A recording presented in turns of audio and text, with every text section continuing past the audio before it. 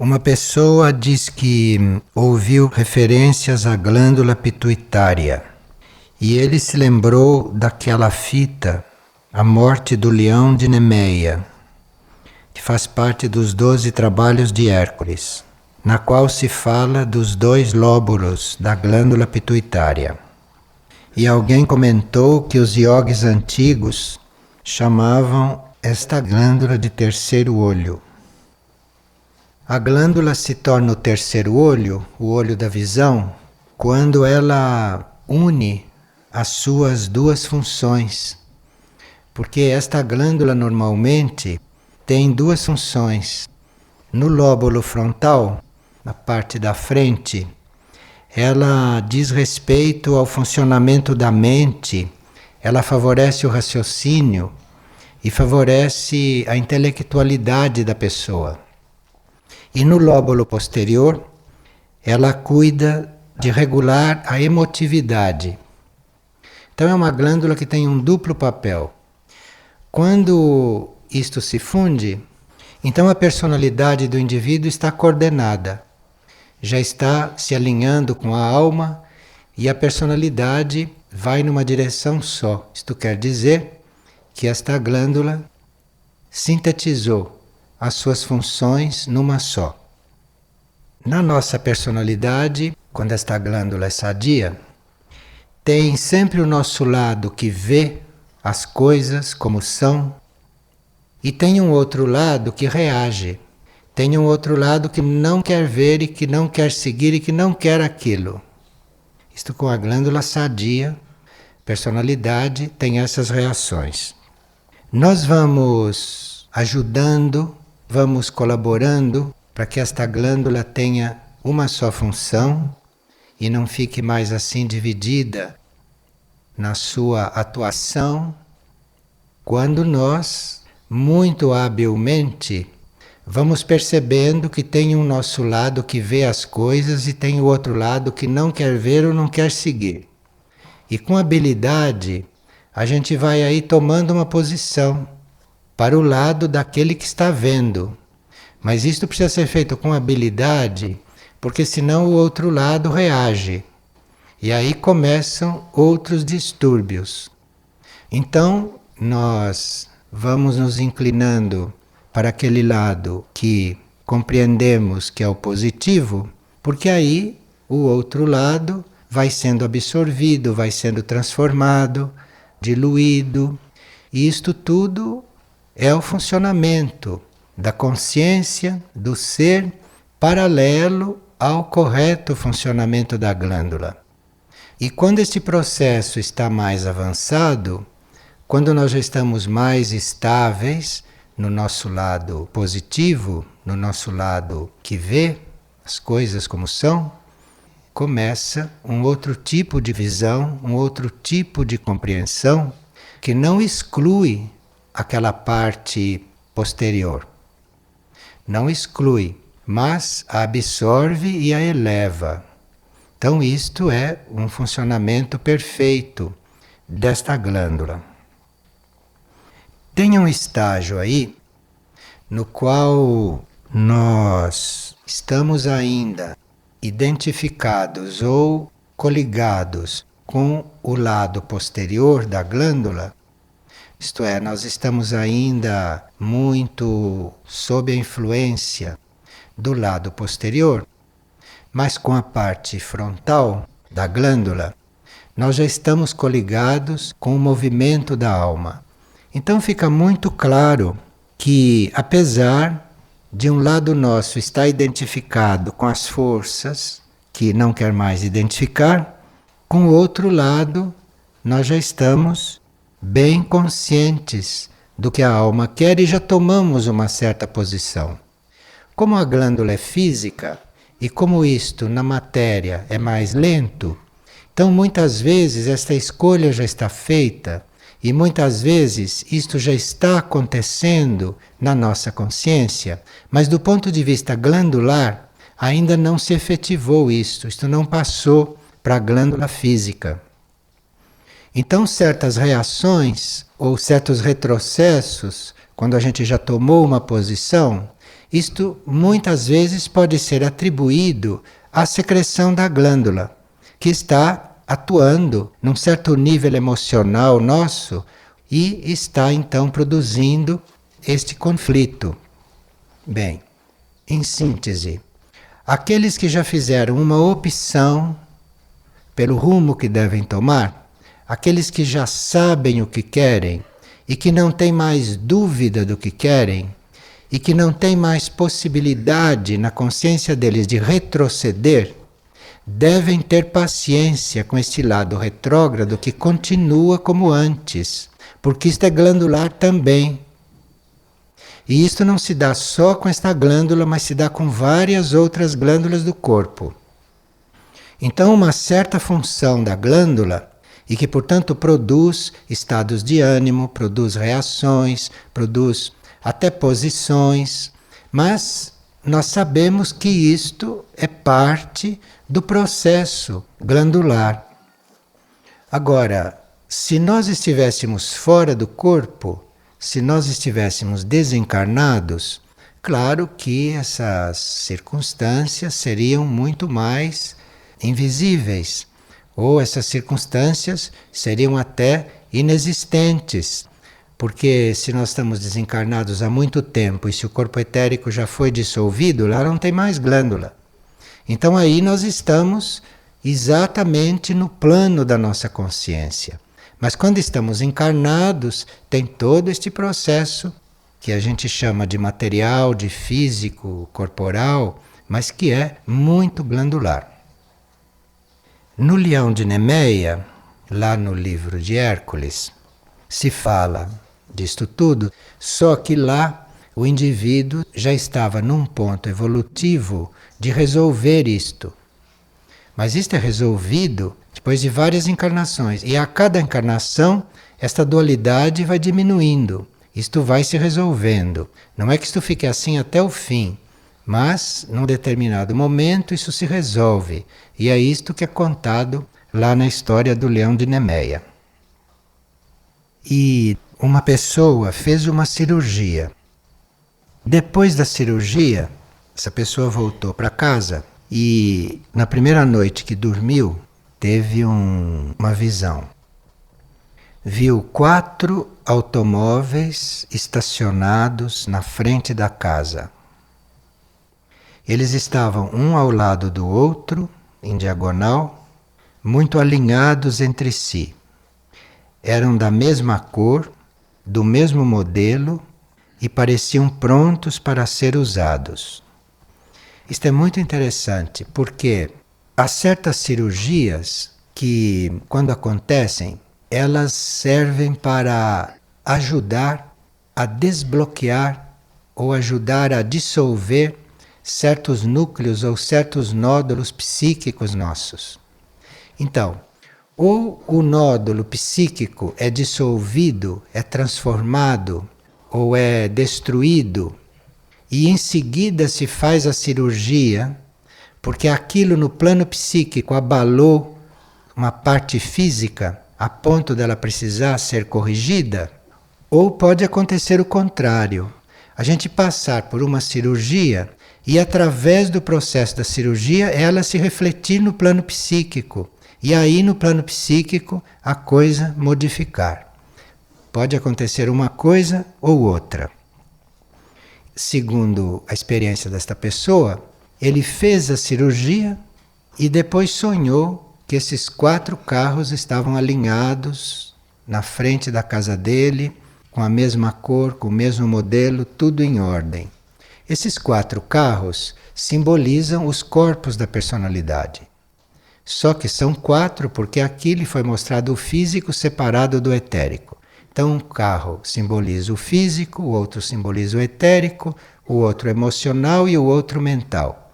Para mostrar para ele que depois da cirurgia deu-se a possibilidade desse alinhamento. Então agora ele pode trabalhar o alinhamento, ele pode se dedicar ao alinhamento dos seus corpos sem as dificuldades que tinha antes, porque já foi operado. Isto é, o bloqueio que existia para esses corpos estarem alinhados já foi resolvido. Então aqui o processo efetivo, começou no plano físico, pela cirurgia. E agora a parte interna, a parte psíquica, a parte sutil já está pronta para realizar este alinhamento. Muito interessante isto. Agora, para acontecer isto, para a gente chegar a uma cirurgia, ser resolvido isto e depois ficar o caminho aberto e livre, isto pode acontecer quando já se fez uma escolha interior, interna. Isto não vai acontecer desta forma com quem ainda está indeciso, ou com quem ainda está em dúvida, ou com quem ainda não fez esta escolha realmente. Então, cirurgia não significa o mesmo para todo mundo. O valor da cirurgia e o símbolo da cirurgia, desta forma como está sendo descrito, isto é naqueles que já fizeram a escolha. Quer dizer, eles já fizeram a escolha tão seriamente, tão profundamente, que então vem tudo isto. Então acontece a cirurgia, acontece o processo interno, acontece tudo. Se não houve essa escolha, a cirurgia é outra coisa.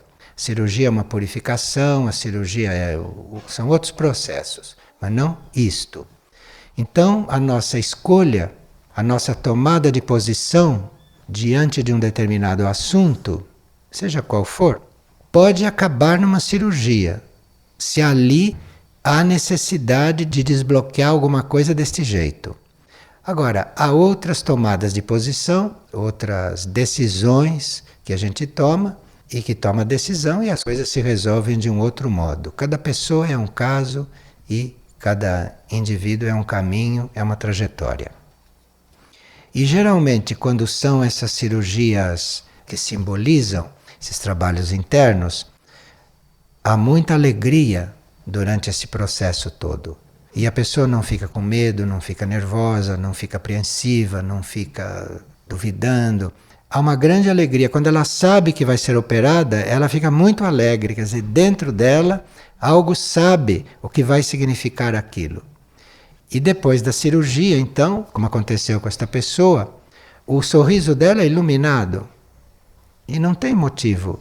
Não tem um motivo especial para isso, a não ser este, que é muito importante. A pessoa internamente sente uma grande alegria com esses processos todos, porque sente que houve uma liberação.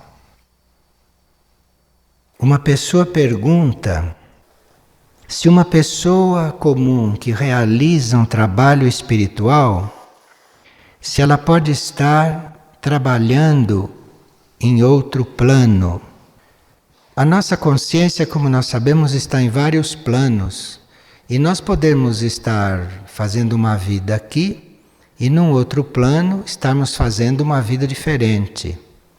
Então, nós podemos estar fazendo uma vida aqui e num outro plano servindo, trabalhando ou vivendo outras coisas.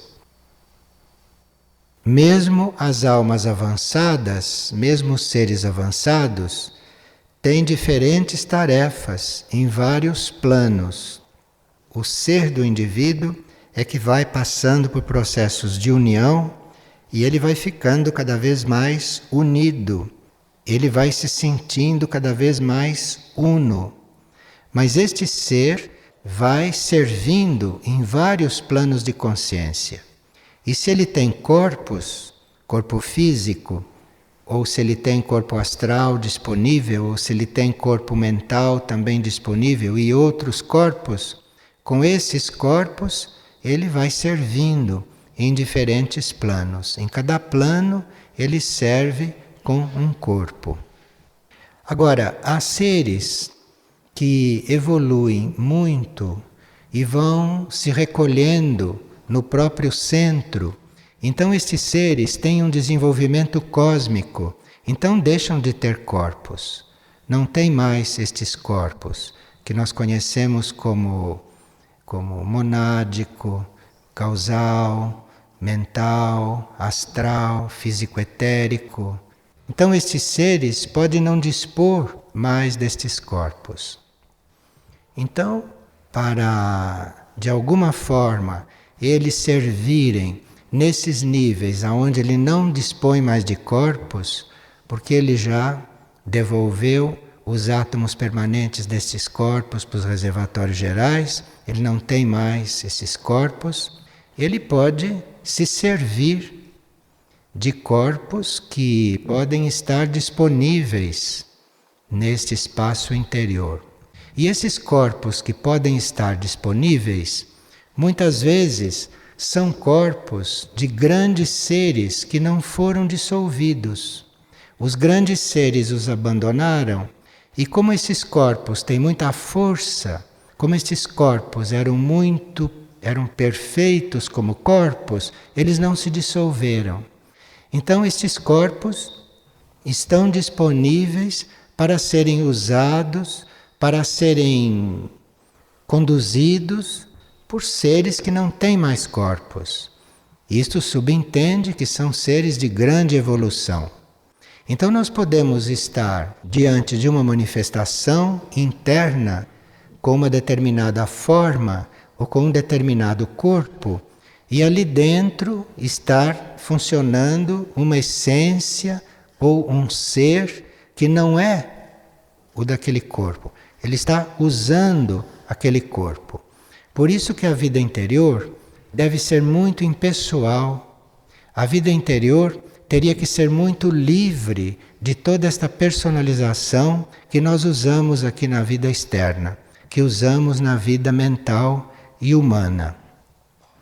Então nós podemos, por exemplo, ter uma visão ou ter uma experiência com alguma forma sutil de algum ser conhecido e não ser aquele ser conhecido que está ali.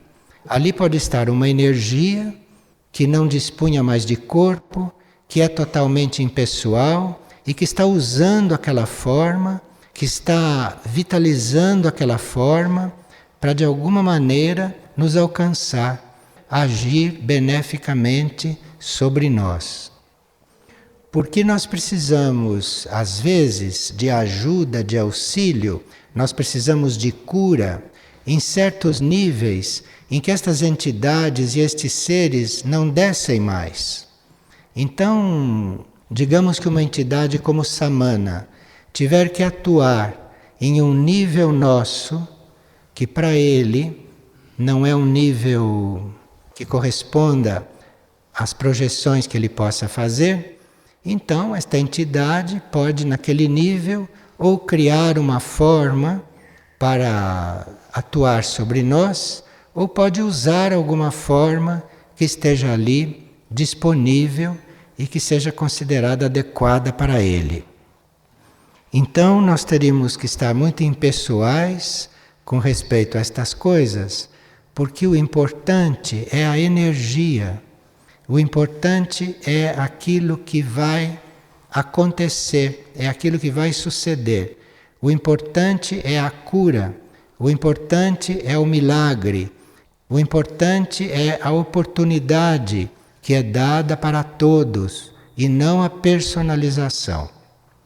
E quanto mais a gente vai se liberando da personalização, mais isto tudo flui com liberdade, flui livremente. E uma pessoa sonhou com um ser que tinha formato humano, porém era de luz. A mão direita foi focalizada e eu percebi os detalhes dos veios de luz daquela mão. Só que aquela mão tinha só 3 dedos.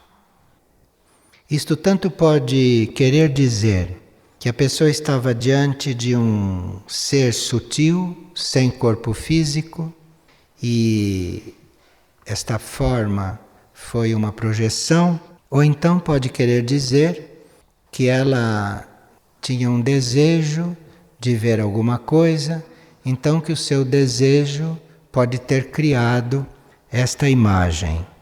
Nem todos os nossos desejos são conscientes. Nós temos desejos subconscientes, que não conhecemos abertamente. Então podemos ter o desejo de ter uma visão desta.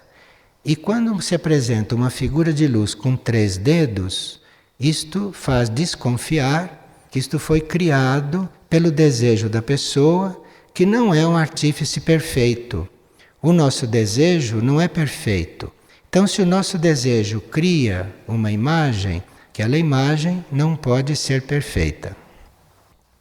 E uma pessoa estava fazendo um retiro na Granja Viana e teve um sonho. Nesse sonho, em cima do gramado, havia uma bandeja de madeira vazia. Ela acordou muito assustada e acordou com o barulho de uma campainha tocando. A bandeja vazia sobre o gramado representa a possibilidade de servir que a Granja Viana oferece a todos. Mas se a bandeja estava vazia, é porque tanta oportunidade de serviço não é valorizada suficientemente para esta pessoa. E não é posta em prática através de ações que estejam à altura da necessidade planetária. Por isso que a bandeja estava vazia e em cima da grama. Isto é, existe uma possibilidade de serviço, está sendo ofertada uma possibilidade de servir e a bandeja está vazia.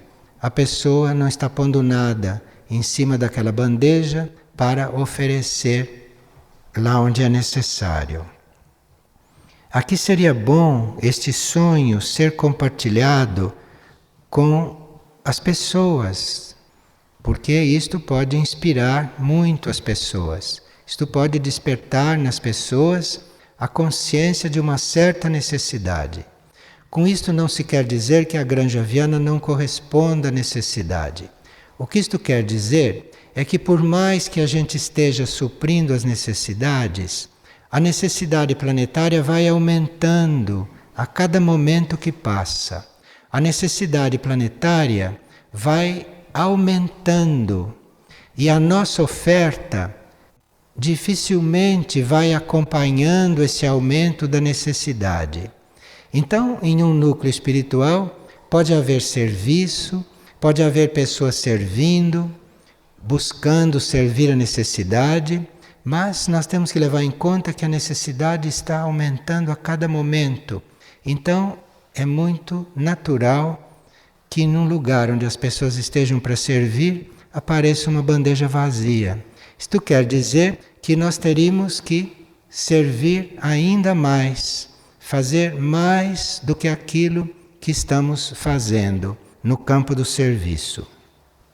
Mas isto certamente diz respeito a nós todos, porque estamos em corpos materiais, então, de um certo ponto de vista, somos muito lentos, e até que a nossa mente compreenda que devemos fazer mais, passa algum tempo. E quando a gente desperta para fazer mais, já precisa mais. Então, não é essa a realidade?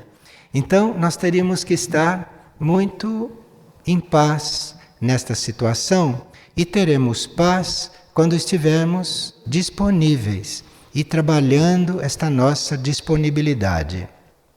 As pessoas têm a ideia de que elas têm limites e que não podem passar de certos limites, fisicamente, emocionalmente, astralmente ou mentalmente. Isto é verdade em parte, mas diante de certas leis superiores, isto é uma superstição, isto não é verdade. Então, se nós funcionamos dentro de leis materiais, se nós estamos cristalizados em leis materiais, cada um de nós tem os seus limites.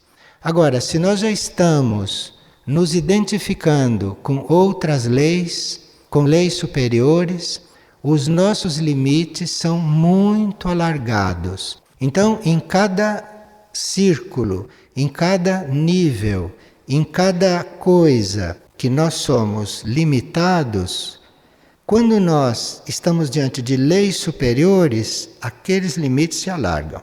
Nós não somos mais tão limitados, vamos ser muito menos limitados, até que vamos chegando a um estado de muito maior liberdade diante do plano evolutivo e diante da criação. Então aqui se trata não de nós confirmarmos as nossas limitações, mas de considerarmos as nossas limitações um sinal para nós de que naquele campo devemos ser mais abertos, que ali nós teremos que pedir a graça de ser menos limitados. Por isso é que os nossos limites aparecem, que é para a gente detectar aonde que nós teríamos que ser ampliados. E claro que quem pode nos ampliar é a nossa alma, quem pode nos ampliar é a nossa mônada, e quem pode colaborar nesse processo é a hierarquia espiritual, que está disponível, que está atenta para todo e qualquer ser que esteja se dispondo a servir ao plano evolutivo. Então, confirmar a própria limitação, confirmar os próprios limites, é para aquelas pessoas que não conhecem estas realidades, que não conhecem essas possibilidades. E uma pessoa está perguntando o que representa o amarelo e o que representa o azul celeste. As cores podem estar representando coisas diferentes. O que as cores representam não é fixo. Mas no campo da cura e no campo do uso das cores para a cura, nós poderíamos dizer que uma das coisas que o amarelo pode representar é a cura da mente. E uma das coisas que o azul celeste pode representar é a cura para a nossa área cardíaca. Então esta pessoa pode experimentar, ver este amarelo, ver este azul celeste. E quando ela vê este amarelo, quando ela imagina este amarelo, ela oferece a sua própria mente para ser curada. E quando ela imagina este azul celeste, ela oferece a sua área cardíaca para ser tratada, para ser curada. Ela pode fazer esta experiência. Cura para a mente não quer dizer que a gente tenha uma mente doentia. Cura para a mente significa nós termos uma possibilidade de unir a nossa mente com uma mente superior, ou de entrar em comunicação através do nosso plano mental com planos superiores. E esta cor amarela é uma vibração, representa um impulso muito importante para a mente.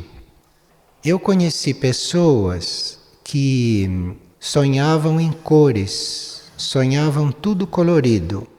E, em geral, os sonhos coloridos são coisas do plano astral. Quando a gente sonha colorido, é sinal que o nosso corpo astral está registrando as coisas do nível dele. Então, compõe-se um sonho colorido e aquilo quer dizer que o nosso corpo astral está vivendo aquelas coisas ou está em contato com aquelas coisas.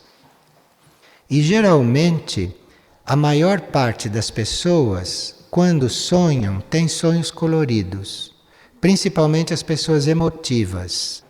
E quando estas pessoas começam a se organizar emocionalmente e a sintonizar com níveis além do astral, de ver tudo colorido, elas passam a ver amarelado. Isto quer dizer que está havendo uma transição do nível das cores, como nós as conhecemos, do nível astral para o nível mental. Então a gente vai sonhando as coisas amareladas, depois aquele amarelado vai ficando cada vez mais claro, e aquilo então vai fazendo uma transição para os sonhos em branco e preto, para os sonhos que não são mais coloridos.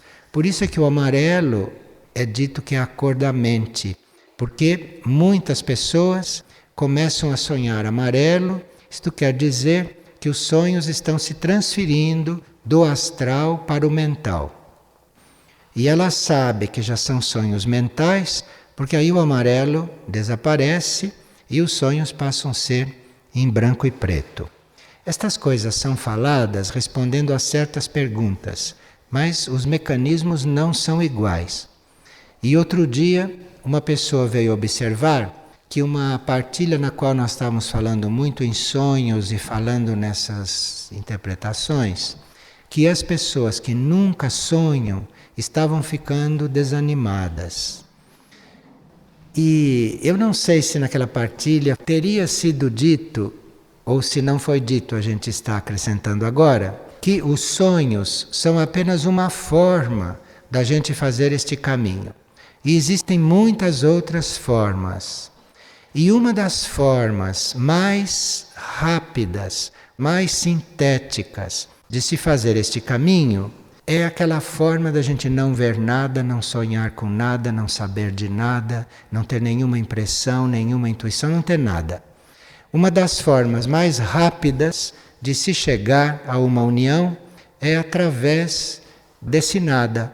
É através disso que não se pode chamar nem de vazio, porque a pessoa nem sentido de vazio ela tem. Tem pessoas que são consoladas, as pessoas que fazem esse caminho do nada, elas são consoladas se sentindo vazio, porque aí elas sentem alguma coisa, sentem que estão vazias. Outras sentem um deserto, isto é uma coisa árida, mas isto tudo quer dizer que a pessoa é da linha do nada. Não sonha, não sabe, não vê, não adivinha, não imagina, não pressupõe nada. Então, existe esse caminho também. Todos estão a caminho. E a questão está em a gente amar o próprio caminho. Em a gente estar no próprio caminho com bastante harmonia, bastante entrega e bastante simplicidade. Enfim, amar o que estiver acontecendo. E esse é o caminho. E se nós podíamos esclarecer qual é a conotação da frase bíblica crescei e multiplicai-vos. Bem, como a procriação não é uma tarefa de todos, a procriação é uma tarefa para uma minoria selecionada, então esta frase não sei se estaria relacionada à procriação. Porque se a procriação não é para todos, como Deus podia dizer crescei e multiplicai-vos para todos? Então aqui deve ter algum problema de tradução ou a frase pode ter outra interpretação. Vários filósofos que estudam a Bíblia interpretaram esta frase, por exemplo, da seguinte forma: Deus teria dito que a gente vai crescer em consciência e desenvolver todas as suas capacidades. Crescer pode simbolizar crescer em consciência, isto é para todos. E multiplicai-vos, quer dizer, multiplicai as suas capacidades, cresça, porque cada um de nós tem um dom, tem possibilidades. Isto são dádivas. E nós temos que crescer e multiplicar isto. Isto tem que ser aperfeiçoado. Cada um de nós tem muito potencial. Então Deus teria dito crescer em consciência. Reproduza as suas capacidades, use as suas capacidades. Porque capacidade é uma coisa que pode se atrofiar ou é uma coisa que pode desenvolver. Então, se nós empregamos as nossas capacidades conforme o plano evolutivo, a tendência é a multiplicação. É as nossas capacidades se multiplicarem, é nós evoluirmos. Parece que é isto, segundo alguns filósofos, o que Deus disse na Bíblia. E uma pessoa pergunta como é que ela pode conhecer e viver a lei do amor em todas as suas manifestações. Bem, o nosso núcleo imediato de amor é o eu superior, é a alma. Abaixo da alma, o amor é uma coisa bastante restrita, uma coisa bastante limitada e cada vez mais material. Agora, para começar a perceber esta energia divina do amor, ou este raio, para começar a perceber isto, nós teríamos que aspirar a unirmos com a alma, com o eu superior, porque é lá que a energia do amor está no seu estado mais puro, do nosso ponto de vista. E à medida que se vai buscando este amor na alma, este amor superior, este amor vai irradiando, vai se comunicando conosco e nós vamos gradualmente emitindo este amor, vamos gradualmente sendo este amor aqui. E este amor superior, esta emissão da alma, vai transformando este amor humano, este amor material e essa versão do amor que a gente conhece no plano externo, no plano físico, no plano material. Isto vai sendo transformado, isso vai sendo mudado, vai evoluindo à medida que nós vamos nos aproximando da consciência da alma, porque lá é que esta energia está no seu estado mais puro no homem. E qual é a hora melhor para eu conversar com o meu eu interno, ou para eu me dirigir ao meu eu interno? O eu interno vive num plano onde não existe sono, não existe descanso, não existe pausa. Então, o eu interno vive em um plano onde a vida é contínua. Então, a qualquer momento que a gente se dirige ao eu interno, a qualquer momento que a gente se volte para aquele plano, ali então algum contato está acontecendo. Qualquer hora do dia ou da noite, em qualquer situação que a gente se encontre, a gente pode se voltar para lá e a gente é ouvido. E o eu interno tem formas de responder com as quais a gente pode não estar habituado. Então nós nos dirigimos ao eu interno, isto nunca fica sem resposta. É que a resposta pode vir de uma forma que a gente não espere, que não corresponda à nossa expectativa, ou que a gente pode até nem perceber que ela chegou. Então nós podemos nos dirigir ao eu interno e pode haver uma modificação na nossa vida. Aquilo foi a resposta. Então ele já sintetizou a coisa. Em vez de dar uma resposta dizendo o que você teria que fazer, etc., ele já muda a sua vida, aquilo já está pronto, é só você prosseguir a vida de outro jeito. Neste grupo, há muitos seres que receberam respostas desse jeito. Pediram mundos e fundos, pediram conselhos, oraram, de repente se encontraram numa outra situação. E aquilo foi a resposta. Agora, depois que a pessoa está numa nova situação, aí começam as coisas retrógradas surgirem. Isto é, o que você deixou para trás, deixou coisas para resolver. Às vezes não deixou nada para resolver mais, essa vida está tudo acabado lá para trás. Mas deixou conversa para acabar. Aí começa a parte retrógrada da pessoa a funcionar, a acompanhar. Claro que em alguns casos isto tudo está incluído, que é preciso mesmo tudo isso.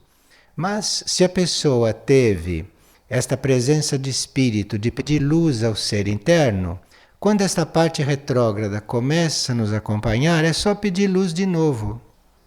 Devo atender? Devo dar ouvido? Será que é isto mesmo? Continua perguntando, porque aí o eu interno vai trazendo novas elucidações.